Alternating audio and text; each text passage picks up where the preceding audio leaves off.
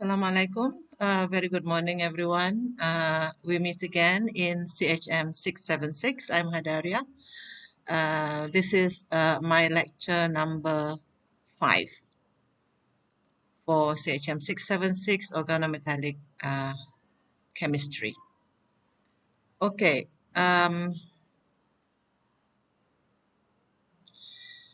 Okay, in this lecture number 5, I'm going to cover bonding of organometallic ligands to metals and no, not organometallic ligands, organic ligands to metals, and organic ligands in this time we're going to discuss olefin. So far, we have met ligands in this subject or in this course.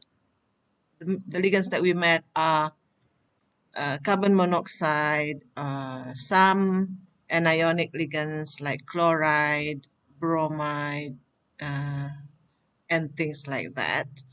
But today, we're going to look at a new class of carbon donating ligands, which are called the olefins. And the olefin is an old name for alkene, actually. Alkene is the new name given by the IUPAC, and olefin is the old name given by the older chemists. Olefin complexes, when we say complexes, that means that the alkene or the compounds containing C double bond C have coordinated to the metal. And olefin complexes are ideal pi donor complexes. So we are progressing to more complex ligands compared to what you have met before, which were carbon monoxide, chloride, and simple inorganic ligands like halogens and carbon nitrosyl and so on. So to define olefin, as I told you, olefins are hydrocarbons containing carbon-carbon double bond known as alkene, or ethylene is ethene. Yeah, ethylene is the old name for ethene. And we have to also define pi donor ligands. You have met in my previous lectures pi acid ligands. Yeah, pi acid ligands are ligands that can accept electrons from metal. Here we have pi donor ligands. This is to donate. Definition of a pi donor ligand is the ligand that can donate electrons from the filled pi orbitals to the ligand of the metal. So we have to have pi orbitals that are full with electrons and donated to a metal center. And when that ligand can do that, we have what's called the pi donor ligands. Now, if you can recall from CHM574, ligands are defined as any molecule or ion that has lone pair of electrons. Yeah, that is the definition of ligands. They have lone pair of electrons to be donated to a metal center to form coordination compounds. Therefore, ligand is said to be a Lewis base because they donate electrons to the metal center, and the metal, because they accept electrons from the ligands, they are said to be Lewis acids or electron acceptor. Now, the presence of lone pairs of electrons can be easily seen in the case of previously discussed carbon monoxide molecule, which is a common ligand, because when you see this Lewis diagram of carbon monoxide, you definitely see that there are electrons as lone pairs on the carbon side, and there are also electrons as lone pairs on the oxygen side. So carbon monoxide fits the definition of ligands very, very perfectly. Yeah, because we see here. However, this definition does not fit very well with ethene, an example of alkene. Because if you try to draw the Lewis diagram of ethene here, you have a double bond between the carbon to carbon that's represented by two pairs of shared electrons. You have a single bond carbon to hydrogen this way, that way, that way, and this way. So you have four CH bonds. There is nowhere in this molecule of ethene that you see a lone pair of electrons. Lone pair of electrons are the pair that is not being used in bonding. When you look at this picture, you see that all the electron pairs are being used in bonding. So there is no lone pair of electrons in ethene. So by this definition at the top here, that it says that has lone pair of electrons to be donated, ethene does not fit that definition. However, what has been puzzling is that ethene are definitely behaving like a ligand. Yeah? How is that? Because we have in 1827 a scientist by the name of Zeiss, yeah, Zeise, he reported the first organometallic compound that was synthesized in his lab. What he did was he reacted potassium chloride, which is a common salt, with platinum chloride, which is also another common salt, and he reacted those two salts in ethanol. He was a very curious scientist. And to his delight, he found that there is a color change when he reacted these two salts in ethanol. So a color change indicates that a reaction has occurred. And he managed to get good crystals of the compounds that's the product of this reaction. But in 1827, there are no means of identifying uh, the structure of compounds through X-ray crystallography, even though he had good crystals, because X-ray crystallography had not been invented in 1827. So to the best of his ability, Zeiss tried to identify and report what was that beautiful crystals, what was the identity of that beautiful crystal that he obtained through the reaction of potassium chloride with platinum chloride in ethanol. So in the end, he came up with a suggestion saying that he obtained a double salt of this structure. He obtained a salt where there is a potassium chloride portion, there is a platinum chloride portion, and there is an ethanol portion. So that was his explanation to the best of his ability, according to the techniques and technology available to him at that time. So many people disputed him because the concept of double salt was actually quite new at that time. Uh, People were saying, no, that is not possible. You cannot make two salts react if they have the same anions. Um, but those people who did not agree with him also could not prove that this suggestion, this structure that he suggested was not correct.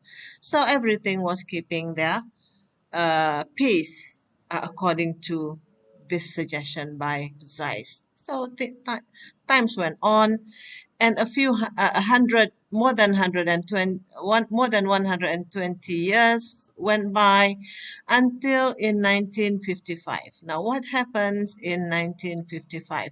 In 1955, the technology of X-ray crystallography had been born. Yeah, when this technology had been invented, scientists looked through reports of many, many years ago, and they found that there is a and they found that there was a crystal that was not solved, that was quite controversial in the time. So they repeated the experiment done by Zeiss, and they obtained the crystal that was obtained by Zeiss. But in 1955, they had a better technology, a strong, a powerful technology to decipher what was the crystal structure. And they were very, very surprised to find that the actual structure of the compound is like this. There is a potassium acting as counter ion. There is a platinum that is attached to 3 chloride. Yep, all the 3 chlorides went to platinum. The potassium got kicked out and went outside of the complex ion. And to their amazement, they found that there is an ethene molecule attached to the platinum through the double bond, not through this carbon at the top here, not through this carbon at the bottom here, but through the double bond. So that was something new that they discovered, and there is a water molecule attached to that, the water of crystallization, and the same empirical formula of this compound that they managed to obtain the real structure of through X-ray is the same as the formula of the double salt that was proposed by Zeiss. So the finding of a square planar platinum 2 complex of ethene um, was quite a huge finding at the time. They could not understand how a double bond can make a bond to a metal. Usually when you have something making a bond to another thing, it is through an atom, not through a bond. Yeah. So, but they found that ethene was shown to be coordinated approximately perpendicular to the PTCl3 plane with the hydrogen bent away from the metal. So that was a huge finding in 1955. So, a group of three excuse me, a group of three main researchers called Professor Dewar, Chad, and Duncanson, they tried to explain that finding. So they came up with a model for bonding of ethene or ethylene during that time, how ethene bonded to metal in this manner, how that could have happened.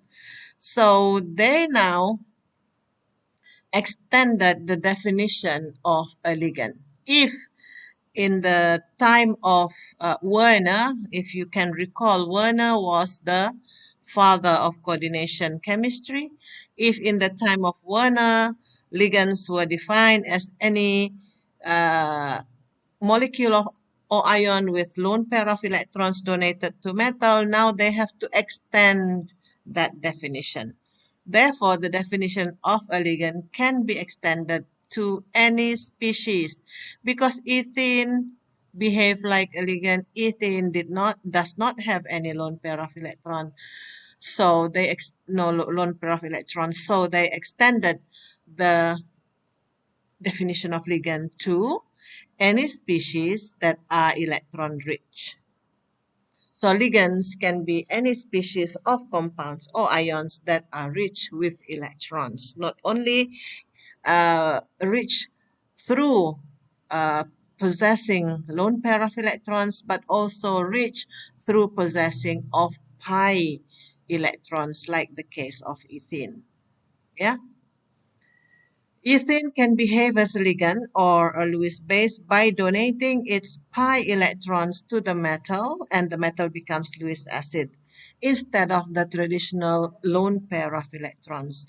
Hence, olefins or alkenes are said to be the ideal pi donor ligands. They can donate their pi electrons to the metal to make a bond with the metal center. If it can accept electrons from the metal into the empty pi antibonding ligand orbital, they are also pi acceptors and pi acid ligands. So they can donate the pi electrons that belong to them, and they can also accept electrons in pi manner through the pi back bonding, so they can also become pi acid ligands. Yeah, they can be acceptor and they can be acid. So this is how the model proposed by Dewar, Chat, and Duncanson for bonding of ethene to metal. First, there is the same kind of model that you have learned in carbon monoxide, where there is a sigma donation. Sigma donation still has to occur, but this time the sigma donation is not through donation of the lone pair of electrons, but it is through the donation of the pi electrons. So the carbon-carbon bond, there is a sigma bond, there is a pi bond, and the pi bond exists as pi electron clouds on top and below the sigma. And it is this pi electron that is donated to the platinum metal center. And if you can have a look at this overlap of orbitals, this is the shape of your pi, yeah, pi electrons. They overlap head to head. This is the head of one hybrid orbital in platinum. This is the pi the orbital of the pi electrons in ethene. So the overlap is head to head. Yeah, this is the head and this is another head. So through the head to head overlap, sigma bonding is formed. And the same story will continue like what you have understood happening in the mechanism of bonding of carbon monoxide to metal. You get pi back donation. Why do you get pi back donation? Because the same explanation, platinum is electropositive. It is not going to allow too much electron density in its orbital, so it pushes the electron density that was given to him, pushes it away back into the back into ethene, and that pi back bonding is through the overlap of this hybrid orbital with the pi antibonding molecular orbital that exists in ethene. So this is the shape of the pi antibonding molecular orbital in ethene. So the overlap, as you can see now, is no longer head to head. It is side to side. So side to side overlap is creating a pi bond. So this is called a pi back bonding. And the third component is still the same as your carbon monoxide. You have a synergic bonding mechanism.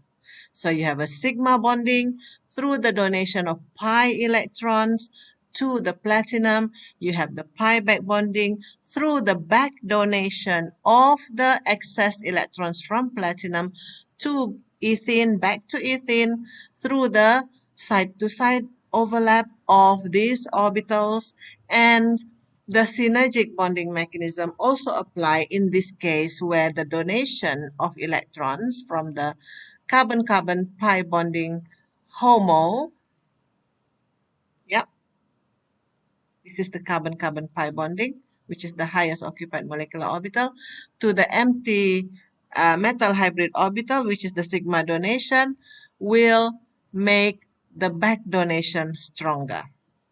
Yeah, so the back donation will then make this ethene rich with electrons, and this electron-rich ethene will again make the sigma bonding and pi back bonding and sigma bonding and pi back bonding. So what you get is a synergic mechanism. So if you can recall, synergic means happening simultaneously, one making the other stronger. So there is a strong bond according to this model. There is a strong bond between the uh, pi electron cloud here of your ethene with the platinum. Okay, so that is the Dewar, Chat, and Duncanson model for bonding of ethene to metal. Now, how do we count the electrons for olefin? Because it is important to count the electrons. Now, most stable olefin complexes are found with metals in low oxidation states, such as silver, silver 1, copper 1, iron 0, as shown in the example below. Low oxidation states uh, because they are low oxidation states, they have a lot of electrons, yeah? So take an example of cycloocta-1,5-diene. So this is an ethene. This is a diene, two double bonds in the molecule of cycloocta-diene. The 1,5 means that the double bond occurs on carbon number 1 and carbon number 5. So you have 1, 2, 3, 4, 5. So 1,5-diene, this is a cyclic compound with double bonds occurring on carbon number 1 and carbon number 5. So it's called cycloocta-1,5-diene and sometimes given the short name of COD. Not cash on delivery, but cycloocta-1,5-diene. Now, this cycloocta-1,5-diene molecule can react with a carbonyl. For example, iron carbonyl. This is a reaction of iron pentacarbonyl with COD.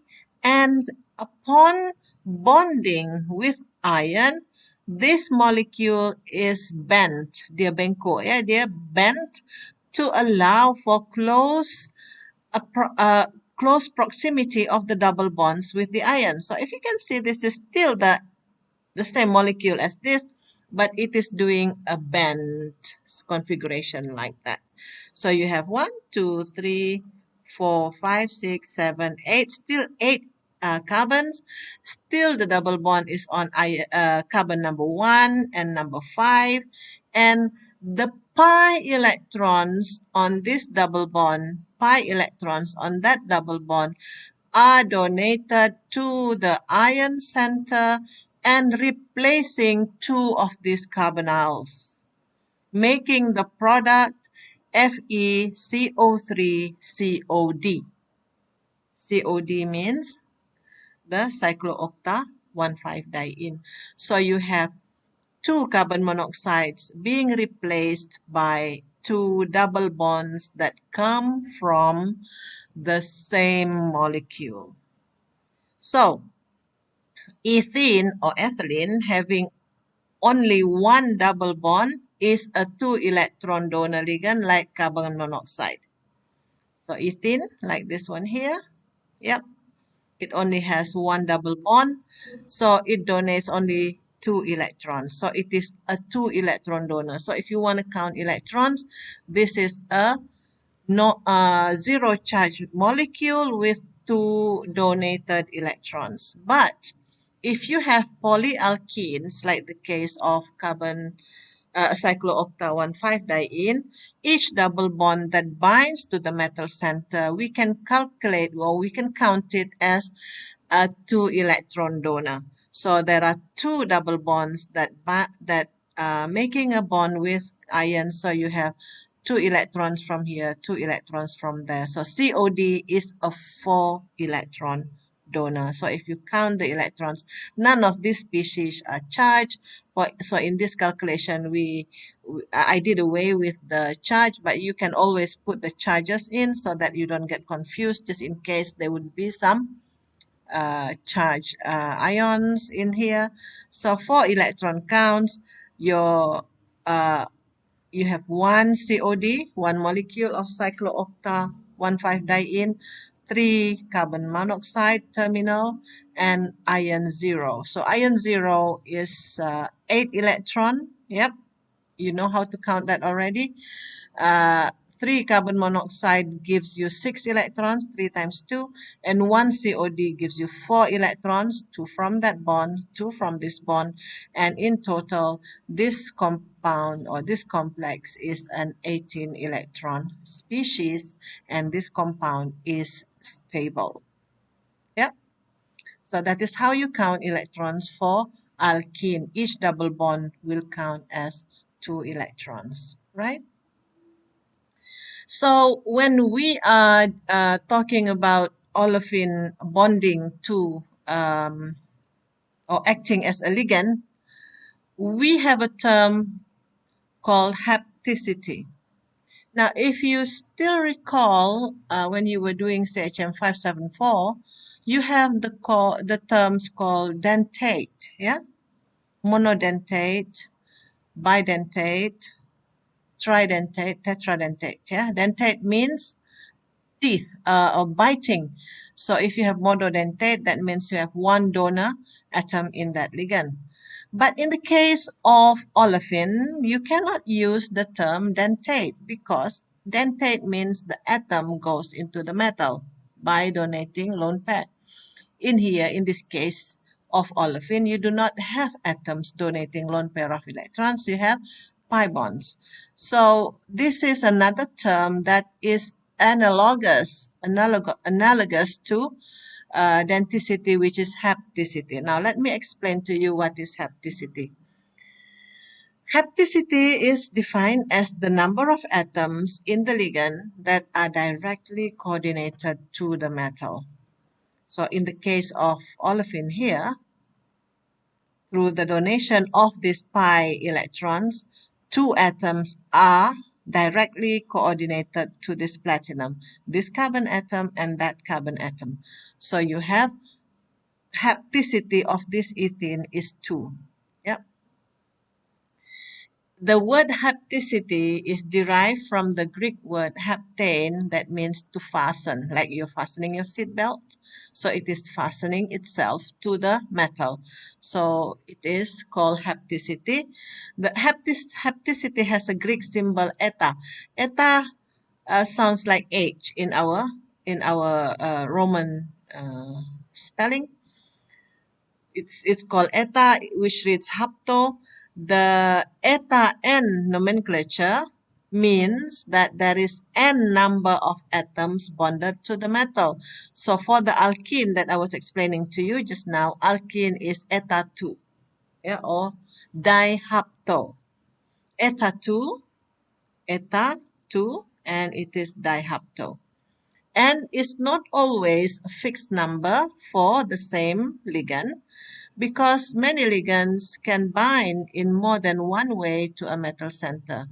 We will see that in the next table that you're going to meet in this lecture. You have COT that has 2 different ways of bonding to a metal center. So N can be different for the same type of ligand or for the same ligand.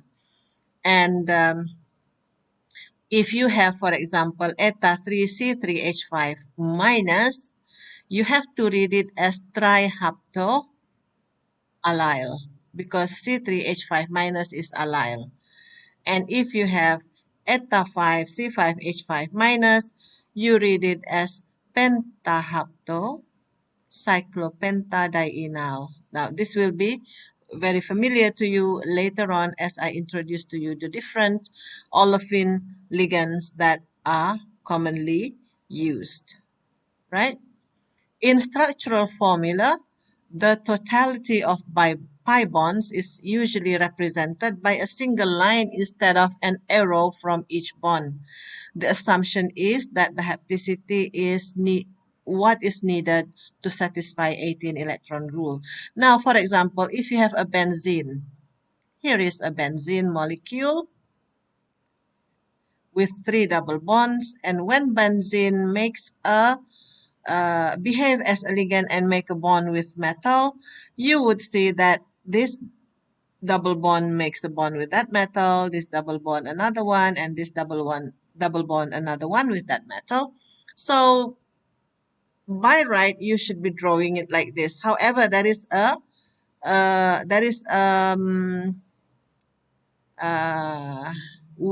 there's a way of writing or drawing the molecule in a neater way, just a single bond between the benzene ring into the metal, and the single bond doesn't point to any particular point in the ring. It just is a bond across the benzene ring to the metal, and this single bond represents these three bonds. Why the three bonds? Because it is what is required for that hapticity. Yeah. So this can be drawn as this bond here, single bond across benzene to metal. So I'm just preparing you to what you will be seeing in a while. So naming, you have to be able to name the olefin ligands or the pi donor ligands. There are only two rules that exist. The first rule is ligands that exist in free state. Free state means it doesn't have any charge. Free state as not neutral molecule with even number of carbon, 2, 4, 6, 8, even number of carbon bonded to the metal. They are named according to their common name. For example, you have ethene, butadiene, what is next? Hexadiene, for example. You also, olefin is linear alkene. Arenes are aromatic alkenes, such as benzene, cyclooctatetraene, because they are all even number of carbon and no charges. So you use their common name. Yeah. Rule number 2, if you have olefin ligands with odd number of carbon, which is 3, you cannot have one number of carbon because there will be no double bond.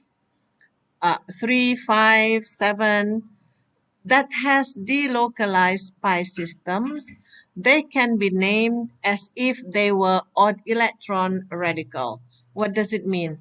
When you have an odd electron molecule, you have the YL suffix. You have YL at the end of the name. For example, C5H5 with a dot here, which means it is a radical, or C5H5 minus, is named Cyclopentadienyl because it has both the olefin, it has in, and it has the radical functionality. So you name it enyl.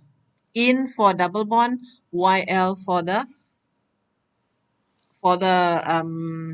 radical. The same with other ligands bonded through an odd number of carbons. Another example is C3H5 minus. It is called allyl or propenyl. Okay. So, here is a table that contains a few common olefin ligands. Yeah. So we want to see 18 electron rule that we can apply to the pi donor complexes. You can refer to the textbook Douglas on page 578 to 582. I have done a snapshot of that table that I would like to discuss with you that came from the textbook Douglas. The textbook is this one at the bottom. No, it's page 20. Okay. Now, if you have opportunity to go to the library, look for this textbook for organometallic chemistry, because this is our textbook, Concepts and Model of Inorganic Chemistry by Bodie Douglas, McDaniel, and Alexander. So go back to page 20.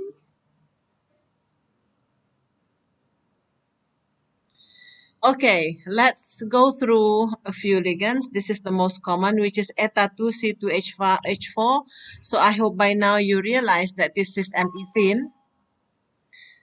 It is eta2C2H4. You know it is a molecule with one double bond, so you know it is a 2-electron donor.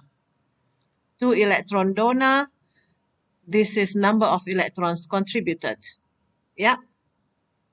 So we are quite lucky in a way that the number on the N on top of eta usually coincide with how many electrons are being donated. It doesn't mean the same, but this number coincide with how many electrons are donated to the metal. So eta2C2H4 with 2 electron donors, yeah, from 2 has this structure. And if it makes a compound like the Zeiss salt, you have PtCl3C2H4 with a minus charge because there is a potassium on the outside. So how do you name this species? You still recall how you name coordination compounds, don't you? You have to name it ligands first. If there are more than 2 ligands, you name the ligands with alphabetical order. So chloro comes before ethene because C comes before E. So you call this trichloro, ethylene, platinate 2. Why platinate? Because why not platinum?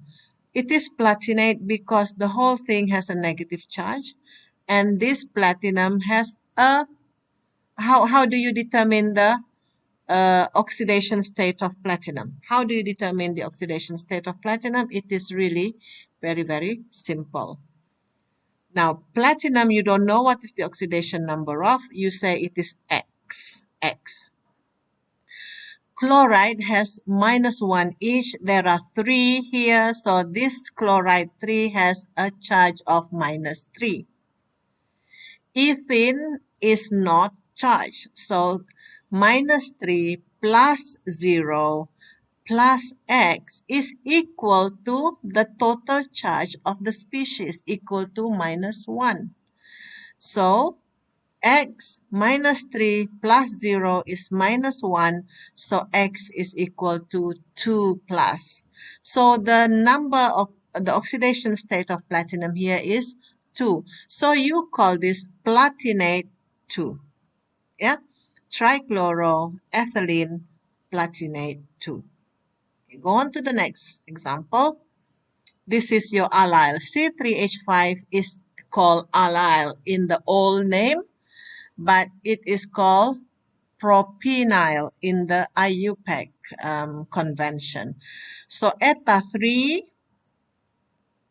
C3H5 minus is called Trihaptoallyl, and you know it carries 3 electrons through the number eta3, and there is one extra one here, so 3 plus 1, it donates 4 electrons. Yeah. So if you want to count electrons, you will count the electron for this species as a 4-electron species. And how do you name this? How do you name this? When you have palladium bridged by 2 palladiums bridged by 2 bromide and 2 allyl attached to each palladium. Of course, your allyl will be mentioned first because it starts with A. Your bromo will come later. So you call bis Trihaptoallyl because there are because there are 2. Trihaptoallyl is the name of this ligand here. Di bridging bromo, micro here means bridge. Di bridging bromo, di palladium 2. Now I would like you to try and work out why I say that the oxidation state of palladium is 2. Yeah, you do the calculation like I did at the top. The next ligand that we are looking at is tetrahedrobutadiene. 4N is equal to 4, so you can derive, or you can assume, or you can say that it is a 4-electron donor. This is the shape. of the molecule when it makes a bond with iron is called tetrahaptobutadiene. Why we use the name butadiene? Because it is a neutral charge and even number of carbon molecule. So tetrahaptobutadiene tricarbonyl iron. If you check the oxidation number of iron, it will be 0 because carbon monoxide doesn't have any charge. Your butadiene doesn't have any charge, so iron is also 0 charge. Yep. Next one is tetrahapto or eta4C5H6, which is your cyclopentadiene. This is your cyclopentadiene. You have two double bonds in the cyclopentene here. It is 4. N is equal to 4, so it's a 4-electron donor. When it makes this compound with molybdenum dicarbonyl, you have dicarbonyl bis tetrahaptocyclopentadiene molybdenum 0 because there are 2. Yeah, bis. Bis is not di.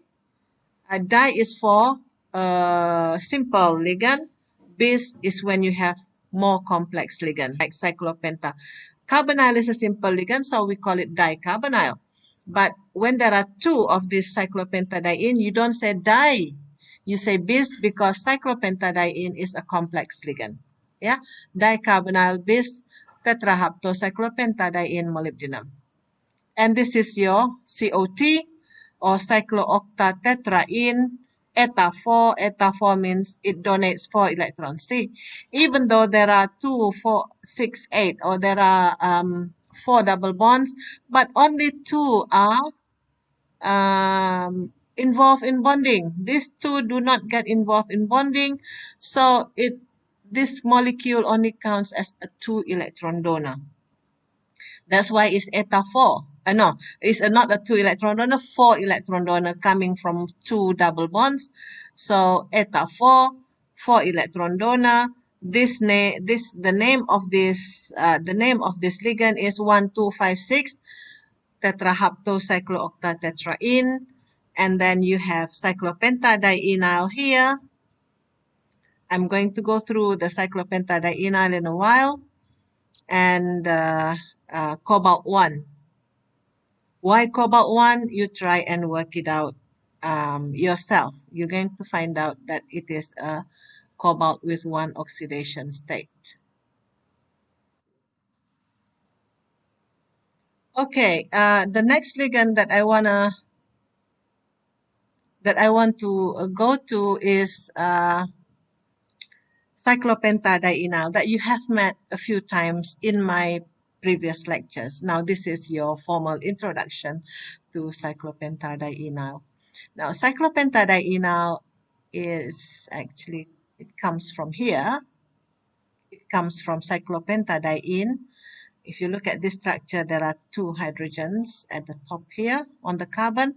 But when one of that hydrogen is lost, when it is lost, you are going to have this situation happening where you have C5H5. And remember the rule for aromaticity.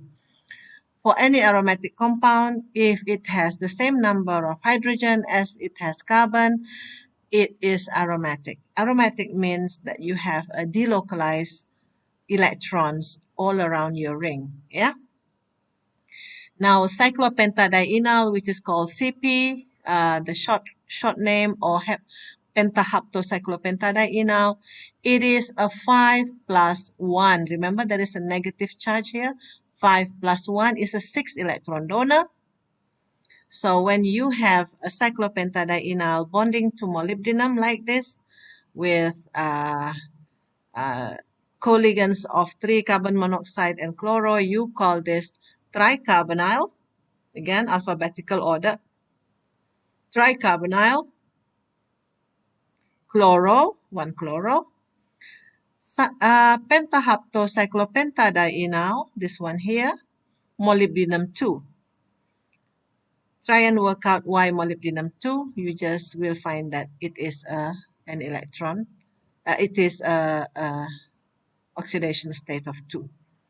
Now, when you have cyclopentadienyl CP like this, some researchers have replaced all of the hydrogen with methyl. And this is a very, very interesting compound because it is very much researched and applied in many, many fields. So it is very popular. The pentamethyl cyclopentadienyl, which is given the symbol Cp star. Star means that all the hydrogens here have been replaced with methyl, has a structure where all of the hydrogens, there is one hydrogen here replaced with methyl, another one replaced with methyl, another one here, 4 and 5. So you have pentamethyl cyclopentadienyl Cp there. So this we will meet later in my next lecture.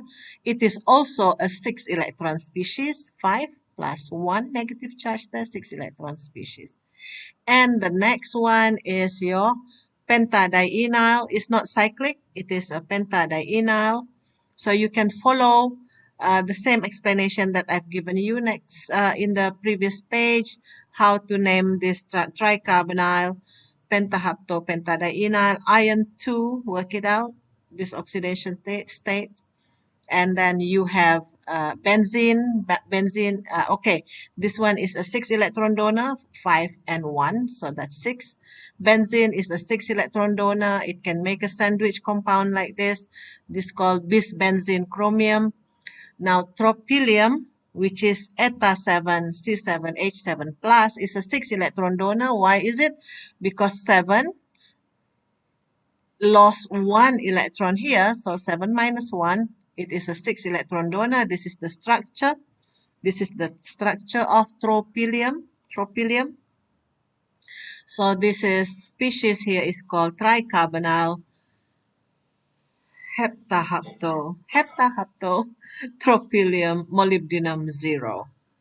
Now this is cycloheptatriene.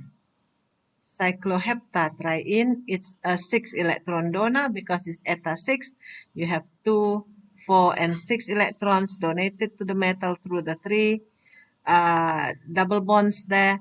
So this species is called tricarbonyl hexahepto cycloheptatriene molybdenum 0. And now recall, this is not the first time you meet this cyclooctatetraene. You have met cyclooctatetraene here. Yep. But in this case, it is eta 4 because it is only bonding through 2 double bonds. So it's eta 4. But this cyclooctatetraene at the bottom here, it is eta 6.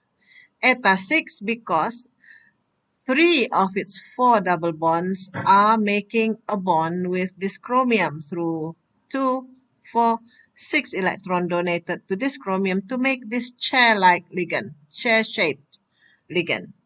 So this particular species is called tricarbonyl hexahepto cyclooctatetraene chromium. It's a mouthful. All these names are mouthfuls, so don't try to change your names into this. They're just too complicated. So I hope you are going to go through the tables, the table that I've just gone through with you. Try to understand every single example. Be familiar with all these olefins because they will come up in tests, in quizzes, or in exams. Okay?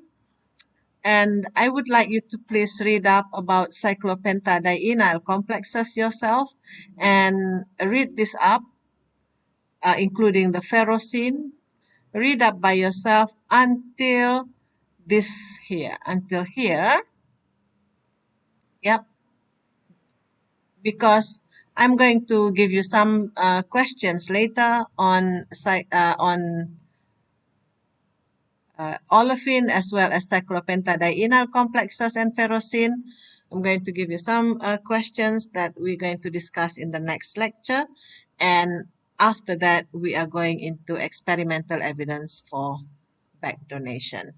So I think that's it. There is quite a lot of things that I've covered for this lecture. It's almost a 50-minute lecture, which is one of the longest so far.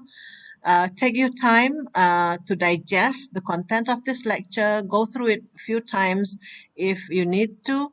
And we are going to have some practice exercises that I'm going to post in the group so that you can uh, see whether you have understood this lecture properly. So that's it for now. I'm going to see you later. Bye. Assalamualaikum.